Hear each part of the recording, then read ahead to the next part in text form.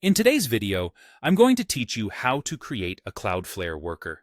By the end, you'll have a live, edge-hosted function running on Cloudflare's global network, perfect for lightweight APIs, redirects, or custom logic that responds to HTTP requests right where your users are. Start by logging in to your Cloudflare dashboard and opening the Workers and Pages section. You'll find it in the left-hand navigation. This is your home base for everything related to serverless functions on Cloudflare. If you manage multiple accounts, make sure the correct account is selected at the top so your worker is created in the right place. Once you're in Workers and Pages, click Create Application. This button launches a short setup flow designed to get you from zero to deployed in moments. Don't worry, nothing complicated is happening behind the scenes. You're just starting a new worker project that will run JavaScript at the edge. Next, choose Create Worker, then select Deploy. This tells Cloudflare to provision a new worker using a starter template and immediately publish it to their network.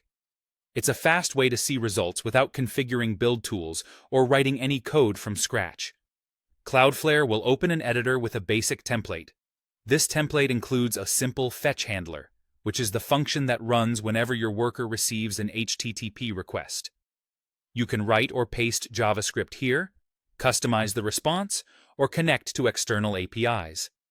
If you're just exploring, the default response is a great sanity check.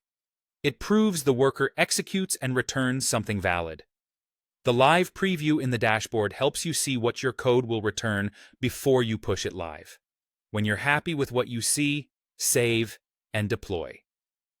The deploy action publishes your current script to Cloudflare's edge, so it's accessible worldwide. As soon as it's deployed, Cloudflare will provide a unique URL in the workers.dev domain, something like https://yourname.workers.dev. Open that link in your browser to verify everything is working. If you've made a change and don't see it immediately, give it a moment for propagation, then refresh. That's all you need to create and host a worker. From here, you can iterate safely by editing in the dashboard and redeploying as often as you like.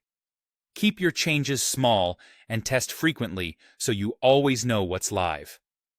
Thanks for watching, and enjoy building with Cloudflare Workers.